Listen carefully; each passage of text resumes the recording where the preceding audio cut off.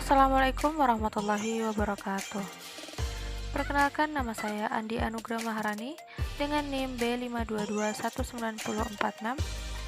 Saya berasal dari Program Studi Pengembangan Masyarakat Islam semester 5. Melalui video ini, saya ingin mempresentasikan tugas saya yang berjudul Kerangka Hukum PR BBK.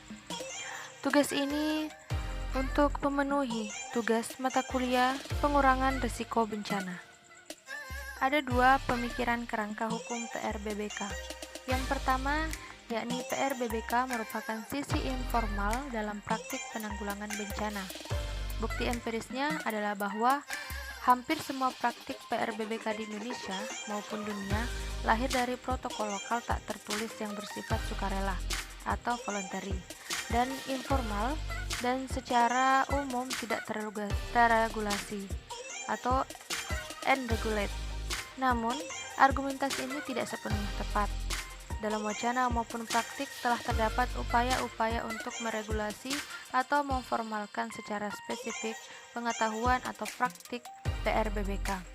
Misalnya, konsep penanggulangan banjir di Belanda yang asalnya bersifat informal dan tanpa inisiatif eksternal yang telah ada sejak tahun 1100 Masehi.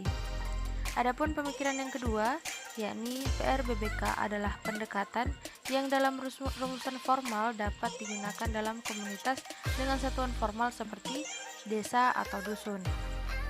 Adapun peran serta masyarakat adalah sebagai bagian sentral dalam strategi pembangunan yang modern dan demokratis, dan peran serta dalam seluruh aspek pembangunan baik pada proses pengambilan keputusan, pelaksanaan, pemantauan, pengawasan, evaluasi, maupun pada tahap penerimaan manfaat.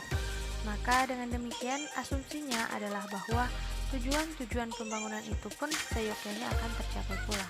Dalam konteks hak-hak masyarakat dalam pengelolaan lingkungan, Perserikatan Bangsa-Bangsa atau PBB menyelenggarakan satu konvensi internasional di Aarhus, Denmark pada 25 Juni 1998 yang diikuti oleh 39 negara dan masyarakat Eropa dengan menghasilkan The Aarhus Convention yang berisikan 3 pilar yang menjamin hak-hak rakyat dalam kerangka pembangunan berkelanjutan yang berwawasan lingkungan, yaitu yang pertama, pilar pertama, akses terhadap informasi, yang pada intinya adalah bahwa setiap orang berhak untuk memperoleh informasi yang utuh, akurat, dan mutakhir untuk berbagai tujuan.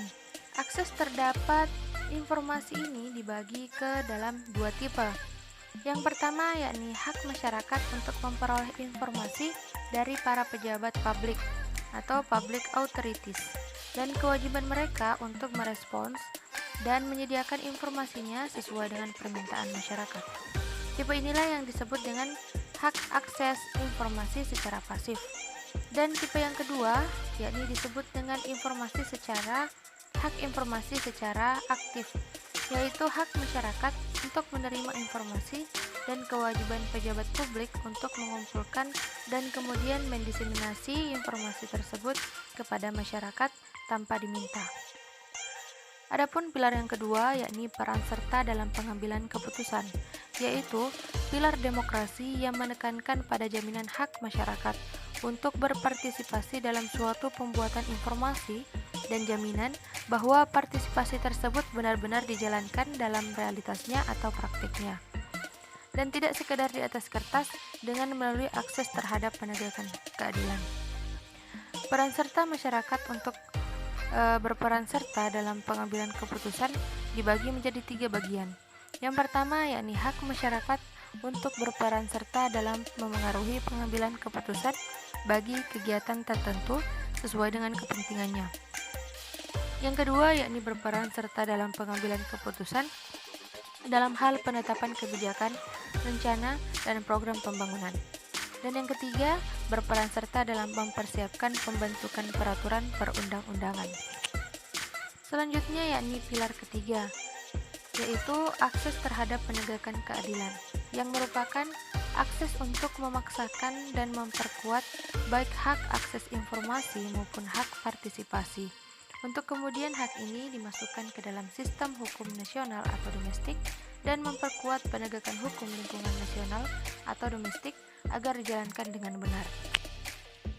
Maka, dari tiga pilar tersebut, secara ringkas dapat disimpulkan bahwa hakikat peran serta masyarakat itu dapat terwujud dalam bentuk yang pertama, turut memikirkan dan memperjuangkan nasib sendiri dengan memanfaatkan berbagai potensi yang ada di masyarakat sebagai alternatif saluran aspirasinya.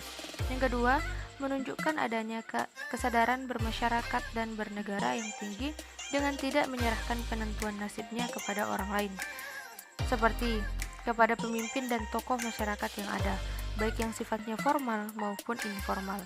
Yang ketiga, senantiasa merespon dan menyikapi secara kritis terhadap sesuatu masalah yang dihadapi sebagai buah dari suatu kebijakan publik dengan berbagai konsekuensinya. Yang keempat yaitu keberhasilan peran serta itu sangat ditentukan oleh kualitas dan kuantitas informasi yang diperoleh. Memanfaatkan informasi itu sebagai dasar bagi penguatan posisi daya tawar dan menjadikannya sebagai pedoman dan arah bagi penentuan peran strategis dalam proses pembangunan. Dan yang terakhir, bagi pemerintah, peran serta masyarakat itu merupakan sumber dan dasar motivasi dan inspirasi yang menjadi energi kekuatan bagi pelaksanaan tugas dan kewajibannya. Mungkin hanya itu yang bisa saya sampaikan. Kurang lebihnya mohon dimaafkan. Assalamualaikum warahmatullahi wabarakatuh.